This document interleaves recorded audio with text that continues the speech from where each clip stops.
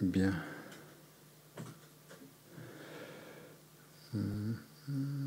Je vous conseille, c'est un petit conseil que je vous donne, mais bon, vous faites ce que vous voulez. Mais moi, je fais comme ça parce que quand on prend les notes, les expressions sont longues. Donc, conception du soi des personnes, c'est long à écrire. Je vous invite à écrire CSP ou la vue de l'ensemble destructible, c'est VED. Et si dans vos devoirs vous faites pareil, je vous en voudrais pas. Donc abrégé comme ça avec mettez des abréviations, hein. Parce que là, mais faites attention quand même parce que voilà, c'est ça. Ouais. Si vous écrivez si vous écrivez CSP, vous pouvez croire que c'est personne ou phénomène. Vous pouvez avoir l'un ou l'autre, PE ou PH. Voilà, donc, ouais, mais, parce que là, on va avoir... oui, vous avez compris qu'en tibétain, Geshe-la, il a tout un panel comme ça d'expressions qui sont assez longues et donc assez difficiles à traduire, techniquement très précises. Donc, c'est bien de les noter comme... Par exemple, la sagesse qui réalise la vacuité, voilà, c'est pas la sagesse, c'est la sagesse qui réalise la vacuité. Hein. C'est une expression complète. Hein. Donc là, où je vous invite donc à écrire SRV, par exemple. Ça va plus vite. Comme ça, il y a beaucoup de périphrases comme ça, hein, surtout quand on rentre dans la vacuité. Et c'est important. Donc, l'ignorance, c'est pas n'importe quelle ignorance. C'est l'ignorance qui saisit le soi des phénomènes, par exemple. Alors là, il faut abréger-le, parce que sinon, hein, on perd après le fil. On n'a pas entendu le reste. Voilà, donc qu'est-ce qu'il y aurait à dire? Par quoi je n'ai pas vraiment révisé, là j'ai dormi entre midi et deux, donc je n'ai pas vraiment préparé quoi que ce soit. On va y aller progressivement par rapport à ce qui a été dit et voir les questions. On reprend à partir d'hier, hein, comme ça on fait ça chronologiquement et on voit les points difficiles par rapport à ce qui a été dit. Et donc, plutôt que... Donc hier, c'était assez simple, je dirais, enfin, parce que c'était déjà vous aviez déjà une semaine dessus. Il a fait une révision de ce qui avait été dit la dernière fois. Donc ça a bien permis justement de tout revoir. Et ça nous a même paru assez simple. Hein, en général, on a bien compris. Donc ce qui veut dire que l'enseignement fait effet. Ça décante pendant un mois. Donc, et à propos de ça, je voulais vous dire, vous voyez, parfois on est complètement largué dans la traduction, mais ça fait rien, ça fait partie de l'enseignement, c'est comme ça. C'est comme une purification, hein, l'enseignement. Donc, il ne faut pas s'affoler s'il y a des choses qui nous échappent. Là, la prochaine fois, ça sera clair. Hein. C'est un peu comme ça que ça marche. Quand l'enseignement est donné, il y a des... voilà, il y a des voiles, quoi. On a des voiles, et c'est pour ça qu'on doit méditer, pour éliminer ces voiles. Donc... quand on est face à ces voiles, c'est un peu frustrant, mais bon, voilà quoi. Il faut être patient avec ça. Et regardez déjà le chemin qu'on a fait par rapport, par exemple, à il y a un an maintenant. Vous arrivez vraiment à avoir des concepts beaucoup plus précis et compliqués même d'ailleurs. Hein. Et ça va être comme ça. Quand on va aborder les 4 écoles, déjà là, il commence à mettre les jalons pour les 4 écoles. Hein. Vous avez vu comment il fait, Geshe-la. C'est très subtil. Et donc, voilà. Donc, il sait exactement où il faut s'arrêter, ce qu'il faut dire, ce qu'il ne faut pas dire, jusqu'où il peut aller, jusqu'où il ne faut pas aller. Et donc, parfois, voilà. Donc, faut être patient, en tout cas. Donc, on reprend donc l'enseignement par rapport à hier. Donc, l'appréhension de soi est double, hein, ça va. Hein, l'appréhension de soi, de la personne et des phénomènes. D'accord ? Et c'est ça qui est la racine du samsara. Alors, vous avez remarqué, quand on parle de la racine du samsara, il y a beaucoup de choses qui sont la racine du samsara. Hein, on va dire, parfois, il va dire que c'est les deux, hein, les soi et les phénomènes. Parfois, il va dire que c'est la saisie de l'existence véritable du soi et des phénomènes. Et là, on en est à dire que c'est la vue de l'ensemble transitoire, qui en fait, qui reprend les deux. C'est toujours la même chose, mais parfois, c'est dit différemment. Mais dans la vue de l'ensemble transitoire, bien sûr, il y a la saisie du soi, de la personne et des phénomènes.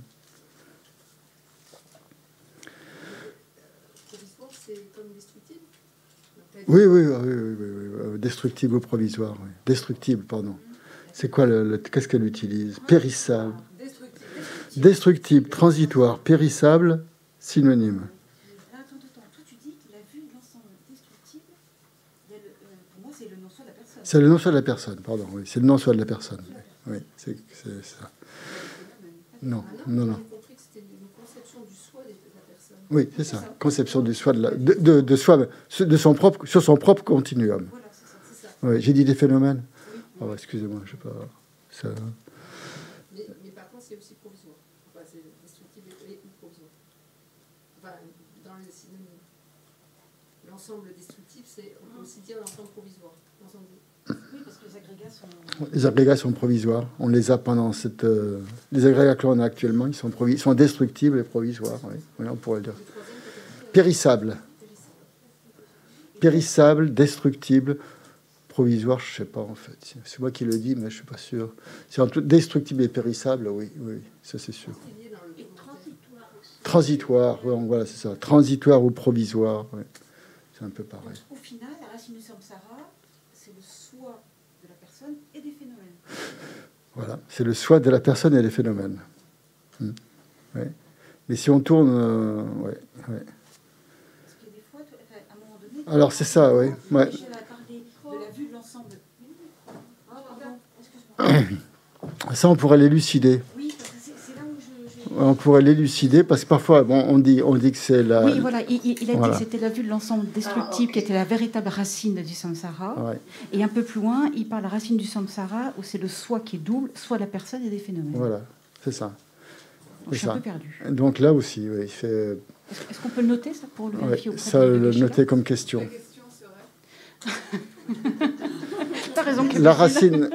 Geshe-la a dit que la racine du samsara, c'était le non-soi. C'était l'appréhension du soi de la personne et des phénomènes. La vue de l'ensemble destructible, exactement. Allez, je me mets... Pardon ? C'est la vue de l'ensemble destructible au sein du soi de la personne. Ouais.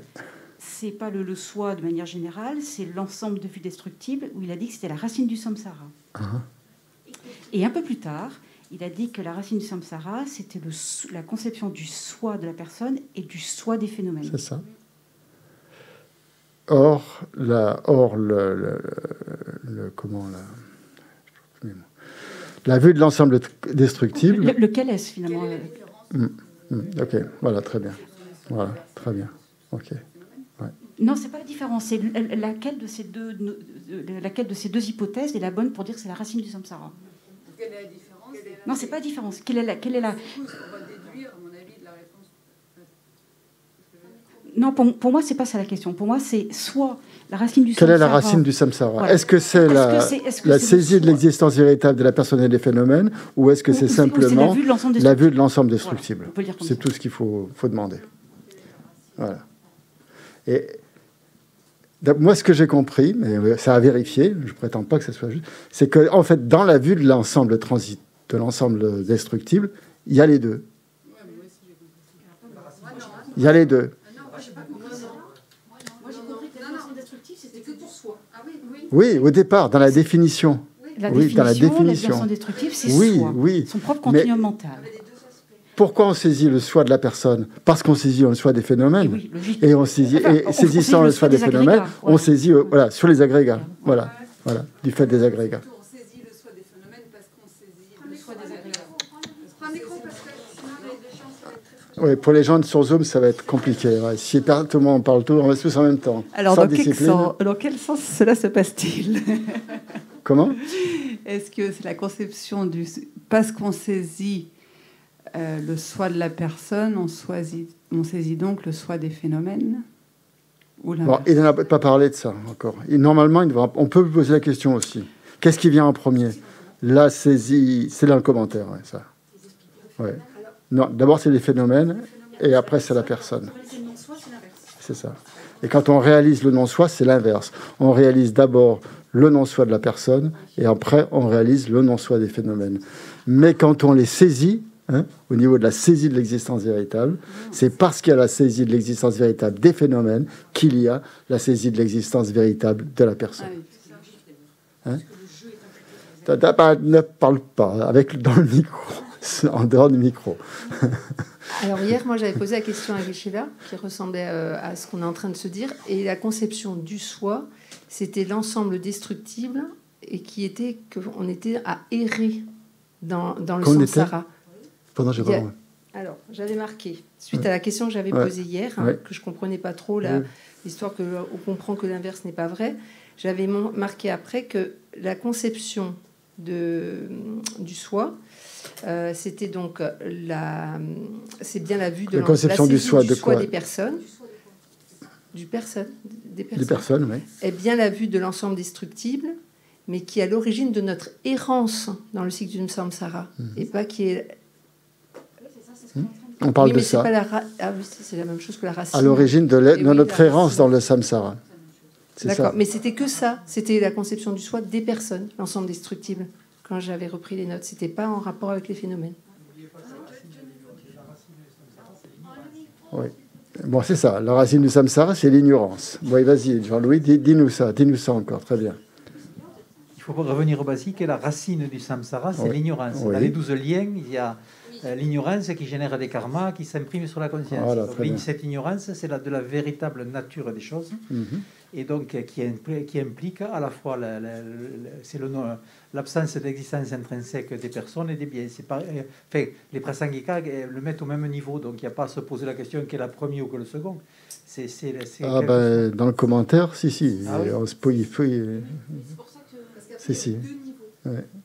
Il se pose la question, qu'est-ce qui vient en premier, l'accessit des phénomènes ou de la personne et des phénomènes. Oui, ça fait partie de... Oui, enfin bon.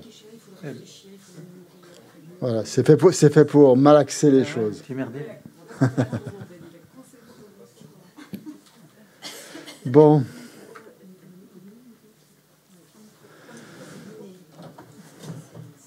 Donc, la vue de l'ensemble destructible, donc c'est une vue qui s'élève uniquement par rapport à soi-même. Hein. On est bien d'accord. Donc, c'est ça qui nous fait tourner dans le samsara, parce qu'on saisit cette existence véritable du soi de la personne. Oui, Anne, pardon, je t'ai coupé la parole. Attends, allume le micro d'abord, parle après. Je ne sais pas si ça aidera d'autres personnes, mais moi, ce qui m'a aidé, c'est de lire que la vue de l'ensemble transitoire est un aspect particulier du non-soi, enfin de l'absence de soi des personnes. J'ai trouvé ça dans mes notes et moi ça m'a bien éclairé d'avoir un aspect particulier. Voilà, parce que comment situer justement l'ensemble transitoire par rapport aux autres notions, et c'est juste un aspect particulier de ce que je viens de dire. Toute vue de l'ensemble destructible donc fait partie donc de la conception du soi des personnes, alors que l'inverse n'est pas vrai. Alors, un exemple que l'inverse n'est pas vrai. Un exemple que l'inverse n'est pas vrai.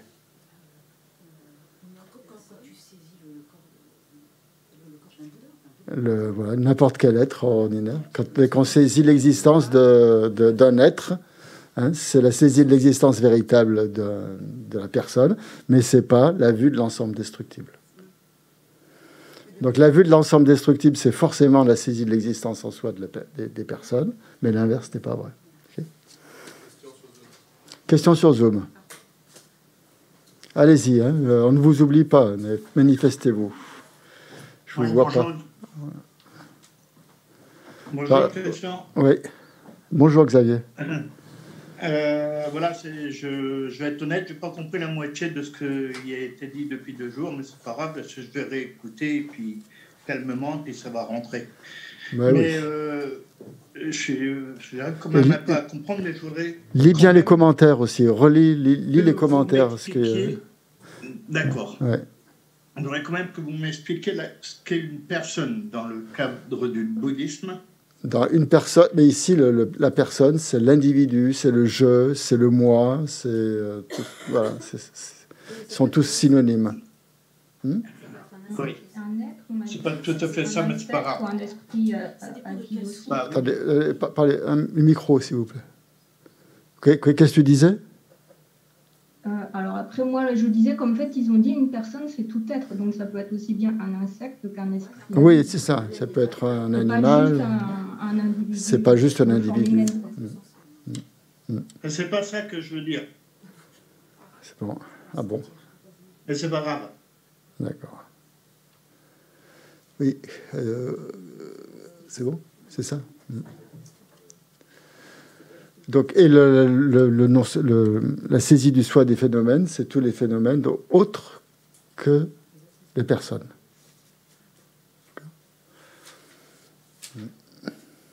Oui. Niveau inné, niveau acquis. Ça va, ça. La cause racine donc, de l'errance dans le samsara, donc c'est la saisie de l'existence véritable au niveau inné et pas acquis. Sinon, si c'était au niveau acquis, qu'est-ce que ça entraînerait comme conséquence? Qu'il y aurait très peu de gens qui tourneraient dans le samsara. Pourquoi? Attends, micro. Il y aurait très peu de gens qui tourneraient dans le samsara.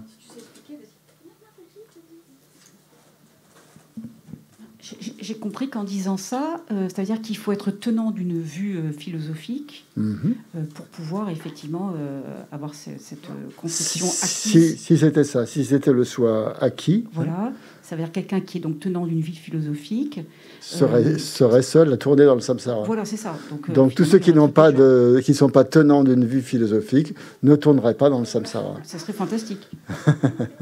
voilà le truc. Ça va? C'est clair ça? C'est pour ça que donc c'est la cause racine donc est le niveau inné, c'est-à-dire la vue que nous entretenons tous, et même les animaux quelque part. Donc tandis que la vue acquise, c'est quoi? C'est une conviction en fait que l'on a acquise au terme d'un cheminement intellectuel à force de se confronter avec différentes idéologies voilà. Ça serait simple, alors il suffirait d'éliminer ça pour réaliser le non-soi. Et voilà. Donc c'est pas ça qui est la cause de l'errance dans le samsara, bien sûr. Ok. Alors, oui, ça va. Il y a autre chose par rapport à inné et acquis? Oui, en fait, je me demandais, il disait que pour les animaux, c'était forcément inné. Ouais. Mais par exemple, quand on prend soin d'un chat ou d'un oiseau et qu'on lui chante des mantras, est-ce qu'on peut considérer qu'il acquiert quelque chose, éventuellement? Parce que sinon, comment il sortirait du cycle à un moment donné? Ouais, est-ce qu'il acquiert quelque chose ou est-ce que est-ce qu'au final, on peut considérer... On peut penser que c'est l'influence du mantra qui va avoir... la force du mantra qui va avoir une influence sur son courant de conscience et qui va apposer une bénédiction comme ça par la force de l'objet, peut-être, par le pouvoir de l'objet. Et après... on peut dire que c'est acquis, du coup? Comment? On peut dire que c'est acquis dans ce contexte-là? C'est acquis? Non, je ne pense pas que ce soit acquis. Acquis, c'est une conviction. Tu as acquis une conviction par rapport à ça. Un animal, on ne peut pas dire qu'il a acquis une conviction. C'est simplement un acte qui apporte des mérites à celui qui le fait, quoi. Je ne sais pas. À un moment donné, il sort. Je ne sais pas si ça, quel effet ça a sur l'animal, j'en sais rien. Mais en tout cas, celui qui le fait sur l'animal, c'est plutôt positif, quoi. J'en sais rien si ça sème des graines sur l'animal. Comment savoir? Ça dépend de la conscience de l'animal, ça dépend de... Je sais pas. Ça dépend de son passé, ça dépend de ce qu'il a déjà... Peut-être que ça sème des graines, j'en sais rien. Est-ce que ces graines, elles existent véritablement? Non. Donc, bon. C'est une notion que j'avais interprétée lorsqu'on avait vu tout le paragraphe sur le karma, en fait. Oui. Et qu'on parlait des animaux... La motivation, elle est bonne. Je veux dire, par rapport au karma, oui, c'est celui de la personne qui fait ça. C'est plutôt méritoire. C'est bon pour son karma. Pour le karma de l'animal, j'en sais rien. Je ne sais pas ce que ça fait. Ça dépend du degré d'opacité, je pense, de son esprit aussi. De réceptivité et tout. C'est quand même très difficile à dire. Et par rapport à ça, je repense à l'exemple quand la Mazopa, par exemple, fait au niveau des poissons et sur une barque et dit aux poissons. Les poissons n'entendent pas forcément peut-être ce mantra. Donc du coup, pour moi, c'est un exemple que le mantra fait un effet. Et de la force du mantra. Voilà, que l'animal ait pu adhérer et ait pu avoir du coup cette conscience acquise. Voilà. Bon, puis quand la Mazopa le fait, ou quand un individu lambda le fait, c'est pas la même chose non plus. Il ne le fait pas avec une conscience ordinaire comme nous, il le fait avec la conscience subtile d'un Bouddha. Je ne sais pas comment ça se passe là. Ouais. Donc, mais bon, de la force du... On dit aussi, bien sûr, que tous les objets sacrés ont une certaine force sur le courant de conscience d'un individu, que ce soit un être humain, que ce soit un animal, et tout ça. Ça peut mûrir, mais après, voilà. Un Christian disait que la Mazopa, quand il fait ces choses-là, il ne les fait pas pour lui. Ah bah non, pas pour lui, voilà. C'est bodhicitta, c'est la bodhicitta à l'état pur. Là. Donc il le fait pour l'animal ou pour l'être pour lequel il le fait. Donc ça... C'est pas gratuit, c'est sûrement que c'est utile. Ouais, pour lui, à son niveau à lui, oui, bien sûr. Non, au niveau de l'animal. Non, à son niveau à lui, c'est pas gratuit, tu veux dire. Non, mais je veux dire, lui, il est dénué de... S'il fait ça, c'est que pour lui, ça a un sens, et que c'est utile. C'est pas pour en avoir des bienfaits. Ah bah non, non, mais bien sûr. Voilà. Effectivement. Donc on peut croire que ça, si la Mazopa le fait, c'est qu'effectivement ça a un bienfait sur l'animal. Donc on peut le faire et imiter le maître.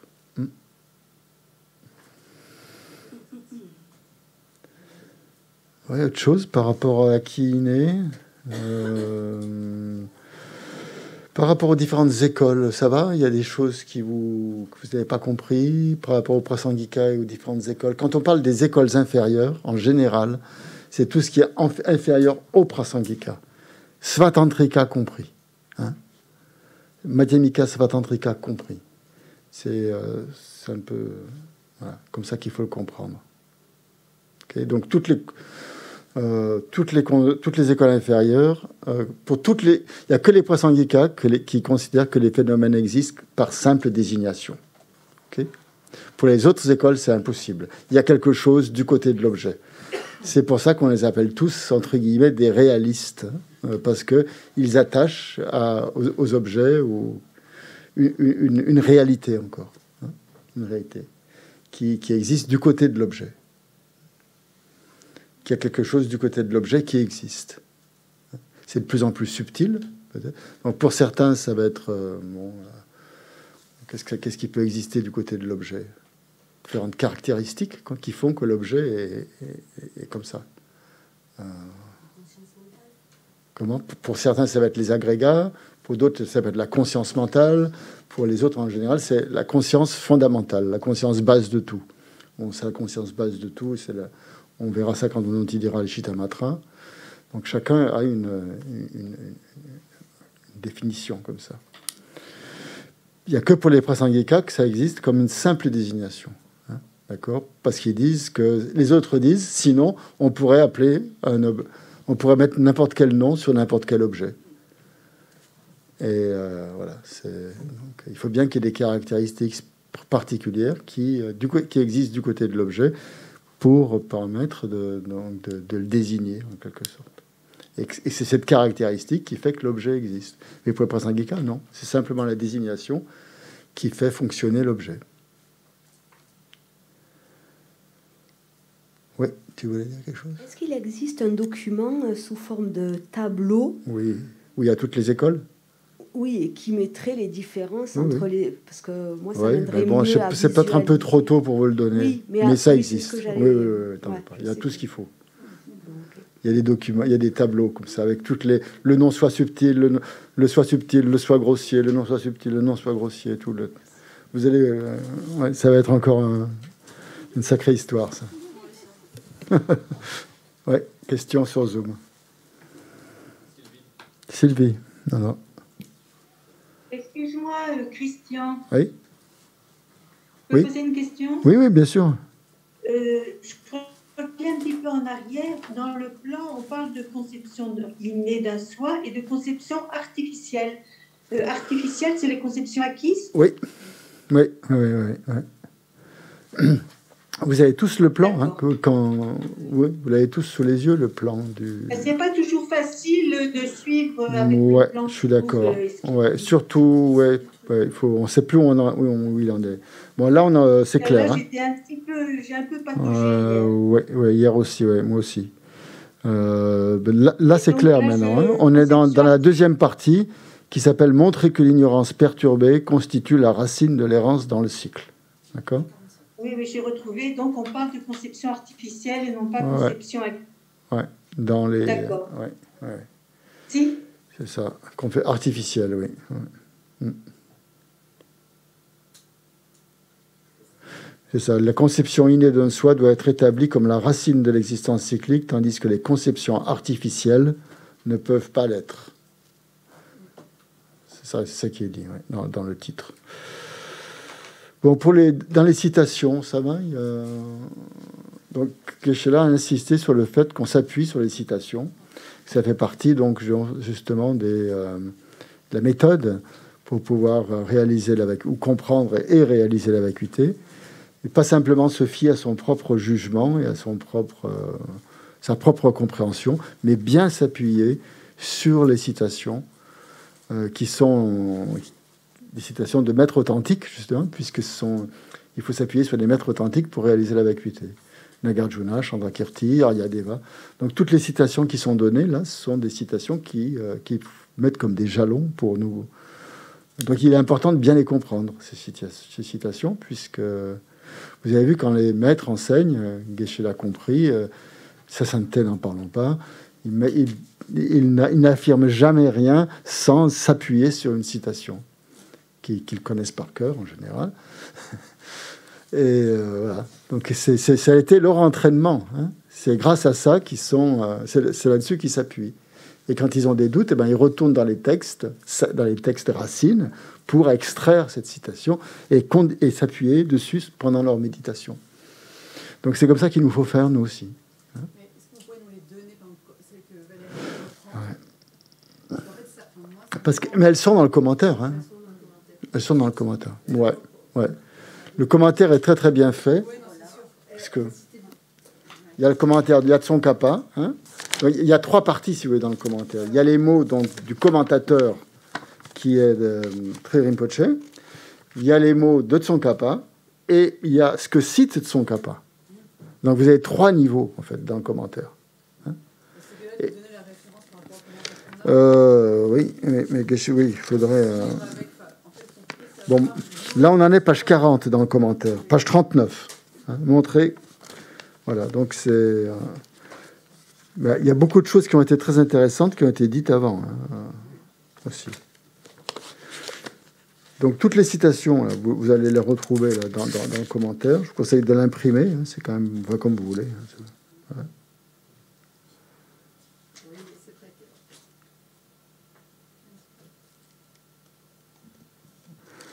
voilà, donc... oui.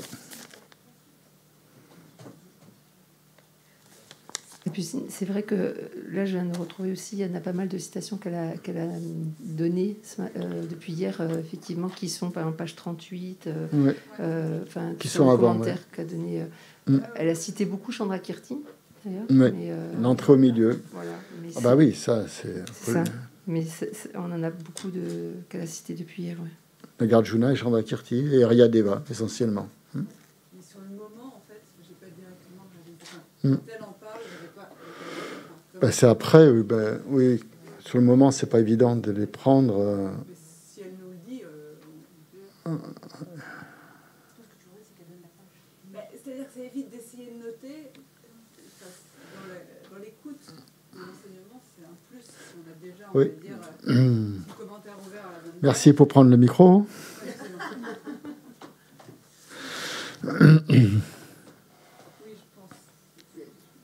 Juste que ça pourrait, si jamais Valérie nous donnait la page référente pour notre commentaire à nous, ça nous permettrait de ne pas être obligé de noter la citation, en plus de la surligner, par exemple, et de pouvoir écouter. Vous pouvez juste marquer les premiers mots. En général, c'est ce que je fais. Je mets les premiers mots de la citation et après, je vais voir dans le commentaire pour ne pas interrompre Valérie.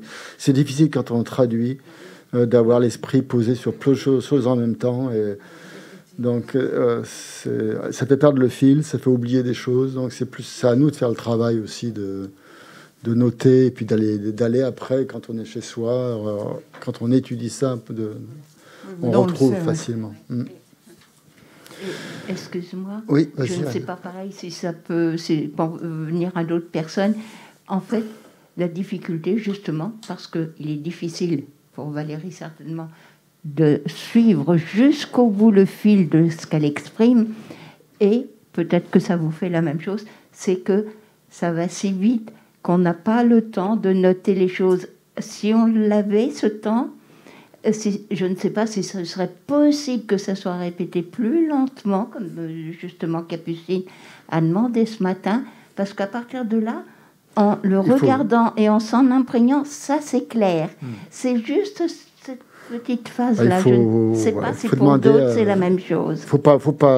Voilà, il faut demander. Quand vous n'avez pas compris, il faut le dire. Il faut demander à ce que ça soit répété. N'hésitez pas. Hein.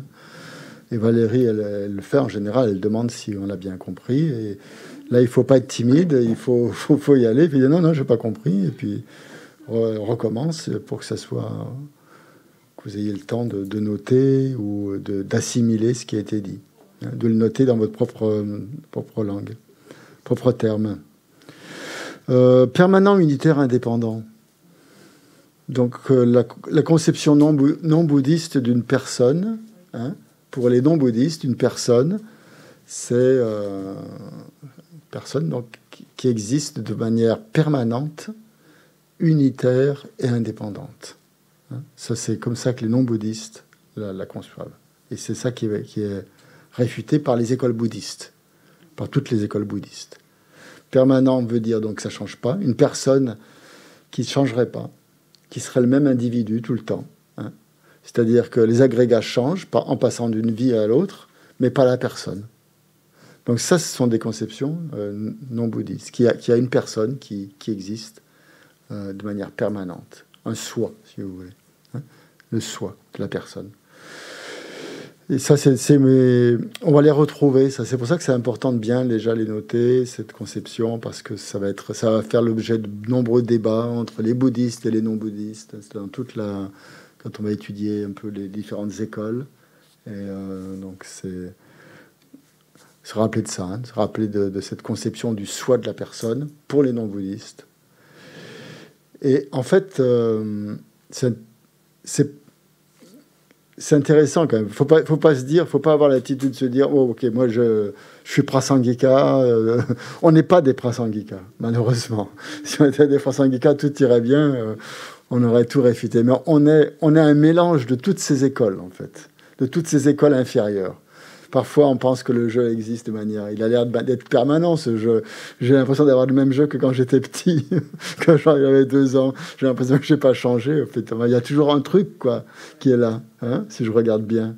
Que tout le reste a changé, mon corps, mes agrégats, blablabla, j'ai déménagé. Mais que finalement, il y a encore une espèce de truc qui est là en moi, qui fait que c'est moi. On a un peu ça quand même. Et ça, c'est, je sais pas, c'est un peu inné aussi. Hein. Peut-être pas tout, ça dépend des gens, je sais pas. Donc voilà, cette conception qu'on appelle la conception des non-bouddhistes. Mais moi, j'aime pas mettre ces termes-là parce que tout de suite, on se dit, des moments, j'ai l'impression que mais je veux pas être critique hein, par rapport aux Tibétains, ils ont fait un travail énorme. Mais dans la doxographie tibétaine, il n'y a que les prasangika qui sont bons et les autres, entre quelques phrases, on les élimine. Il y a quand même des grands penseurs là-dedans qui étaient sans doute beaucoup plus évolués que moi, qui ont réfléchi à des choses, qui n'étaient pas des imbéciles. Et moi, quand je vois que c'est éliminé comme ça en 3, j'ai un peu de mal à accepter ça. En tout cas, quand on parle des non-bouddhistes, c'est des conceptions aussi qu'on a nous-mêmes, quoi, parce qu'on n'est pas forcément bouddhiste. Hein, voilà. Donc il peut y avoir quelque chose de permanent, on peut avoir cette saisie de quelque chose de permanent, d'unitaire aussi, hein, que ce jeu, il n'a pas de partie, il existe, c'est quelque chose qui existe sans partie, qui existe de lui-même, et qui est indépendant, c'est-à-dire qu'il est complètement indépendant par rapport aux agrégats. Et donc c'est ça qu'il faut débusquer, en fait, c'est ces espèces de conceptions qu'on peut avoir d'un soi comme ça, qui serait indépendant. Donc ça, c'est réfuté. Voilà. Donc c'est la... Oui, pardon. Oui. Voilà, quand tu me dis ça, je me dis les bouddhistes, c'est uniquement les Prasangika et tous les autres, le Theravada, les moines de la forêt, et toutes les écoles, ils ne sont pas bouddhistes. Alors ils sont quoi? Jainistes, hindouistes et autres. Pourquoi ils ne sont pas bouddhistes? Ben, parce que tu viens juste là d'indiquer que l'individu, donc il ne change pas à travers les existences, oui. Il est non fait de différents éléments, il ne dépend pas des agrégats, tout oui. Ça c'est quelque chose qui est quelque chose des non-bouddhistes. Ouais. J'arrive pas, ça me semble contradictoire avec ce que tu viens juste là d'énoncer. C'est-à-dire que il y aurait les bouddhistes, ce serait uniquement les Prasangika. Il y a quelque chose pas dit ça, que je ne saisis pas. Non, je n'ai pas dit ça. Que les bouddhistes, c'était uniquement les Prasangika. Dans les écoles bouddhistes, philosophiques, hein, oui. Hein, c'est bouddhiste par la vue. Hein. On est bien la vue bouddhiste. C'est-à-dire, il y a plusieurs, il y a 4 écoles. Il y a 4 écoles déjà. Hein. Il y a les Vaibhashika, les Swatantrika, les Chittamatra et les Madhyamika, qui sont des écoles bouddhistes, des écoles philosophiques bouddhistes. D'accord. Après, au niveau non philosophique, on peut être Theravada. C'est ça. On peut être Theravada et avoir une vie philosophique prasangika. C'est pas au niveau de la motivation. Okay. Hein, c'est pas au niveau de la motivation, c'est au niveau de la vue philosophique. D'accord. Et alors, où se classent les Gelupa, les Kagyu, les Nyingmapa et autres? Ils sont au Tibet, eux. Oui. Parce que moi, je me mets. C'est les écoles tibétaines. Je suis en train de me mélanger entre. Non, ça, c'est les écoles tibétaines que tu viens de citer. Oui. C'est pas des écoles philosophiques. Ça, ce sont des traditions religieuses. D'accord. Ce sont des traditions religieuses tibétaines qui sont en général au Tibet, c'était essentiellement Madhyamika, Prasangika, toutes ces écoles que tu viens de dire. Elles ont une vue Madhyamika ou Chittamatra, hein, ou voilà. Mais donc il peut y avoir du Zen Soto qui soit Madhyamika. Ah ben bien sûr, les zen sont Madhyamika. Non, parce que quand on entend parler dans le tout venant des écoles... les zen sont en général Madhyamika ou Yogacara, ça dépend. D'accord, ok. Voilà. Donc il y a 2 classements. Un, c'est les écoles suivant les pays, les traditions religieuses. Voilà, ensuite, il y a les traditions philosophiques. C'est ça. Donc voilà.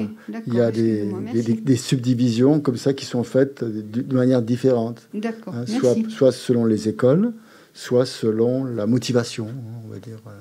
Theravada. Okay. Merci. Voilà, donc, c'est des subdivisions qui ne se mélangent pas toujours, quoi. Il ne faut pas les mélanger, quoi. Et quand on parle des Gelupa, tout ça, ce sont des écoles, c'est encore d'autres écoles, mais là, au niveau religieux, pas du tout au niveau philosophique, quand on parle de ça. Oui, vas-y, sur Zoom. Question. Oui, moi, juste un point de confusion que j'aimerais éclaircir. Oui. Enfin, si j'en avais qu'un, ça irait. Mais en particulier, là, donc, ce que je me suis demandé, c'est que donc il y a la saisie du soi des non-bouddhistes, donc qui est un soi permanent, unitaire, indépendant. Oui. Et donc moi, ma question quand j'entends dire ça, c'est est-ce que c'est sous-entendu des philosophes bouddhistes ou est-ce que tant qu'on a une telle saisie du soi, donc permanent, unitaire, indépendant, on n'est pas considéré bouddhiste? C'est ça. Dit, philosophiquement, non. Vous n'entrez pas dans une école philosophique bouddhiste. Si vous avez cette vue d'un soi qui existerait de manière permanente, unitaire et indépendante, vous êtes... Vas-y, prends le micro, ça c'est intéressant. C'est un saut du bouddhisme, oui, que les phénomènes... Ouais. Que les phénomènes soient impermanents. Ouais. Vas-y. Oui, je voulais dire que c'était un des 4 sauts du bouddhisme qui fait qu'on peut dire qu'on est bouddhiste. En tout cas, on est de vue philosophique bouddhiste quand on adhère aux 4 sauts du bouddhisme. Vas-y, dis-nous les 4 sauts. Je ne sais pas si je me souviendrai des 4, mais je me souviens des phénomènes qui sont interdépendants. Impermanents. Que les phénomènes composés sont impermanents. Après, je me souviens plus. Tous les phénomènes composés, tous les phénomènes souillés sont souffrance. Il y a la paix, ça c'est le dernier. Le nirvana et la paix. Voilà. Tous les phénomènes sont sans soi, sont dénués de soi. Hein, voilà les quatre sauts. Donc, dans les 4 sceaux, vous avez donc l'impermanence, déjà. Rien que celui-là.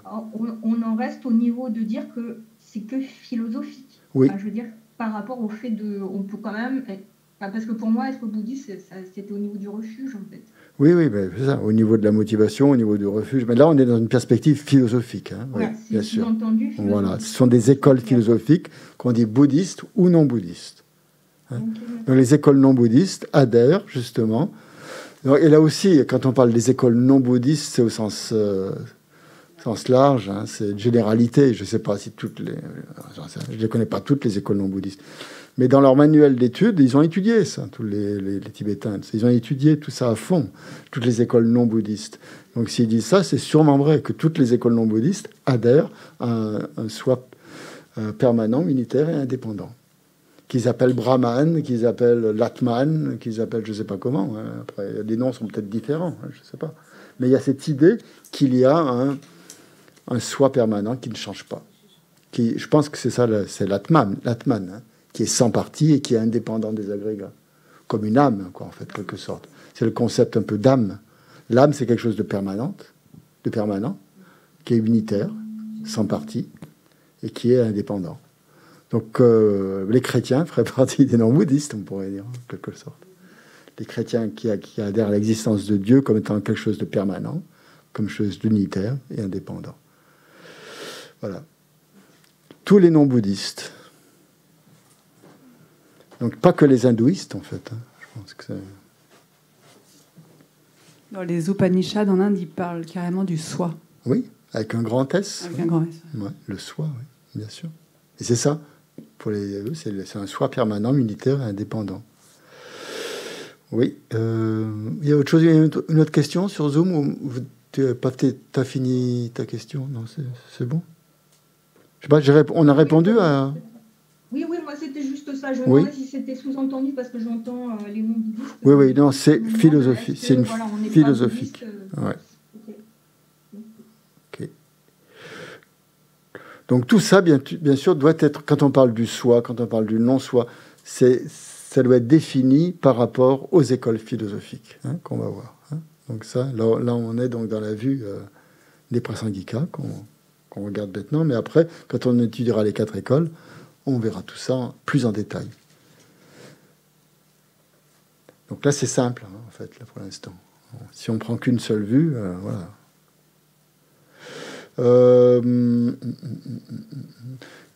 Par rapport au non-soi grossier, au non-soi subtil, il y avait des questions par rapport à ça.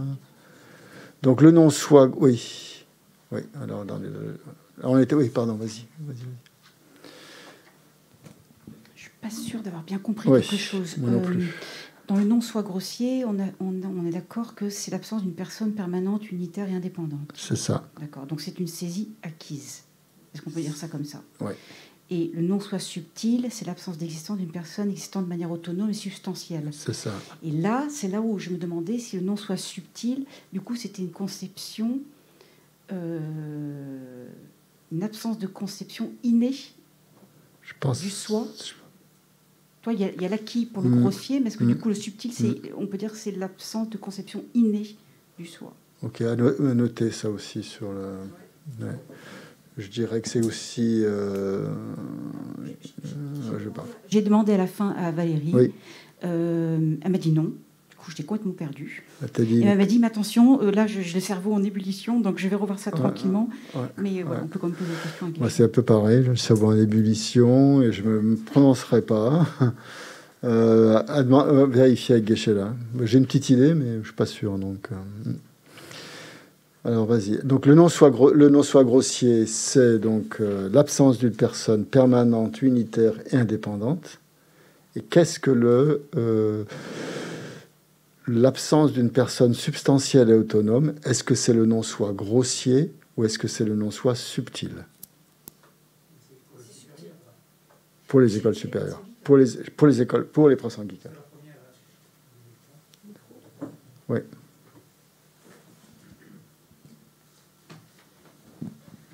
Si j'ai bien compris, la base de toutes les écoles, donc c'est l'absence de permanence, l'absence d'unité, l'absence d'indépendance. Pour les écoles non bouddhistes.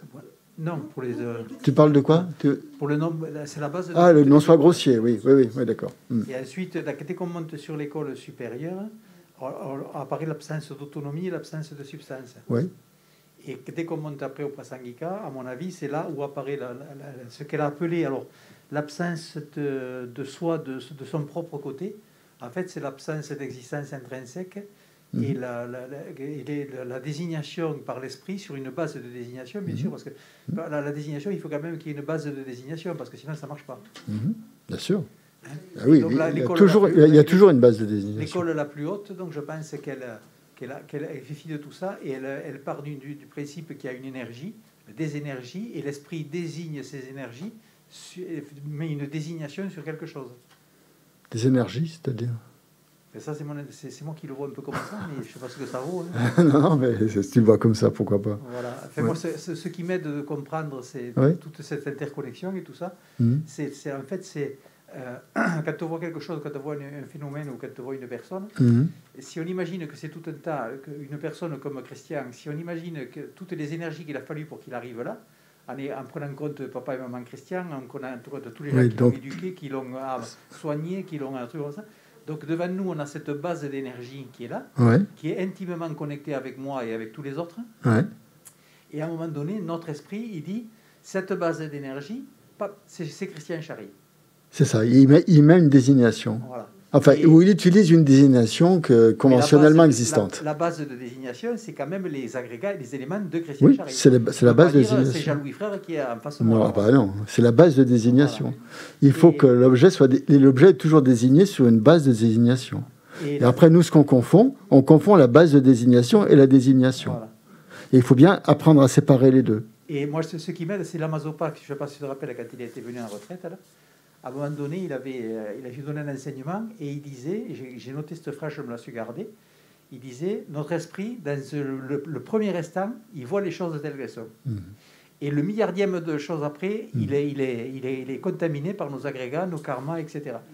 Et donc, c'est ça qu'il s'imagine, c'est qu'on sait voir les choses telles qu'elles sont, mais immédiatement, dès qu'on les a vues, perçues, très très rare, je ne sais pas s'il y a même une notion de temps, on a l'esprit contaminé et on a toutes ces choses en disant j'aime pas, voilà, tout ça.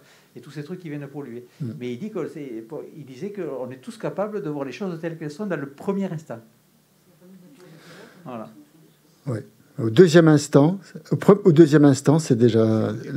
L'apparence même, elle est même avant qu'il y ait le jugement, hein, même avant qu'il y ait les choses. C'est vrai. Cette notion d'énergie, moi, m'aide beaucoup. D'accord. Donc, ça vaut ce que ça vaut. Non, mais c'est bien, hein. Très bien. Christian, excuse-moi. Oui. Tu peux nous dire la définition du non-soi subtil, s'il te plaît? Ça m'a échappé. On l'a donné, la définition du non-soi subtil? Ah oui, c'est l'absence d'existence d'une personne autonome et substantielle.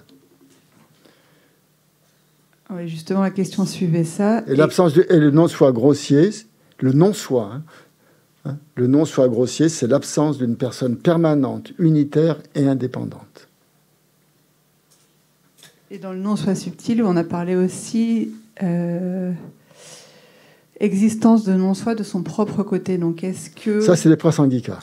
Oui, voilà. Donc, quelle serait la différence entre l'absence d'existence autonome et substantielle? C'est la même chose. Donc, quelle est la différence entre l'absence d'existence autonome et substantielle et l'absence d'existence de son propre côté? Est-ce qu'il y a une différence? Et si oui, pour les prasangika, ils vont réfuter justement que le non-soi soit simplement une absence d'une personne substantielle et autonome. Et pourquoi? Pour eux, le non-soi, justement, c'est l'absence d'existence de la personne de son propre côté. Mais avec mon regard ordinaire, moi, j'ai l'impression que autonome veut dire automatiquement de son propre côté. Je ne comprends pas la différence. Ok. Oui. Très bien. Je ne pourrais pas te l'expliquer comme ça, mais il faudrait demander un guéché. Note, c'est bien, une bonne question. Quelle est la différence entre... Vas-y, tu peux la reformuler. Voilà. Exister de son propre côté, est-ce que ça ne veut pas dire exister de manière autonome aussi et substantielle? Attends, vas-y, attends le micro, s'il te plaît. Vas-y. Ouais, après, les écoles les écoles intermédiaires disent que l'être peut être autonome et peut être substantiel. Les écoles, oui, les écoles inférieures au Prasangika disent que... Pardon. Vas-y. Non, je t'ai coupé. Oui, qu'un être peut être autonome et peut être substantiel. Oui. Je pense qu'il y a une conscience substantielle qui fait que... Tandis que l'école la plus supérieure, ils dérogent tout ça et ils disent simplement les choses existent que sur simple désignation, sur une base de désignation. Oui. Pour les Prasangika, oui.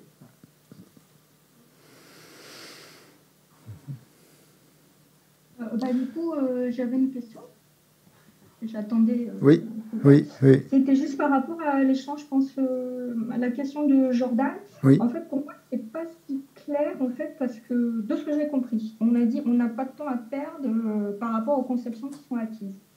Donc, dans ce cas-là, pourquoi est-ce qu'on va parler d'un non-soi grossier, là, donc ce soit permanent, unitaire, indépendant pourquoi est-ce que ce serait alors une conception acquise? Pourquoi ce ne serait pas une conception innée? En fait, pourquoi on dit, pourquoi tous les philosophes bouddhistes réalisent le non-soi grossier? Donc pourquoi c'est une conception acquise si on est censé ne pas passer de temps sur les conceptions acquises? Là, du coup, moi, je ne comprends pas 100% clair pour moi. J'aimerais bien... Je n'ai pas compris la question, non. Globalement, en fait, du coup, ce serait peut-être demander à Geshe-la si, effectivement, cette conception du soi permanent, unitaire, indépendant est vraiment une conception acquise ou pas. Pour moi, c'est pas évident. Est-ce que ce ne serait pas une conception innée? Est-ce que c'est pas est-ce que ce serait pas une conception innée? Enfin, parce que quelque part, moi j'ai compris, on va pas passer du temps à faire réaliser des non-soi par rapport aux conceptions acquises. Donc, avant, on a dit, puisqu'en fait les conceptions qui sont acquises, c'est pas ça qui va détruire la racine de l'ignorance. Donc, on va pas passer du temps à essayer de les éliminer, Donc, du coup, ok, j'ai compris. D'accord, très bien. Oui, très bien. Oui. Donc, du coup, pour moi, c'est pas clair. Si Geshe-la pouvait. Est-ce que. En fait, du coup, cette conception du soi, d'un soi permanent, unitaire, indépendant, est-ce que ça relève de la conception acquise ou la conception grossière, de la conception innée. Voilà.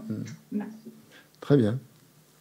Bon, on a 3 ou 4 questions, là, ça va être intéressant. Bien, on va faire une pause avant la méditation. On reprend 3h15, donc soyez à l'heure parce que les gens qui sont sur les autres plateformes se joignent à nous.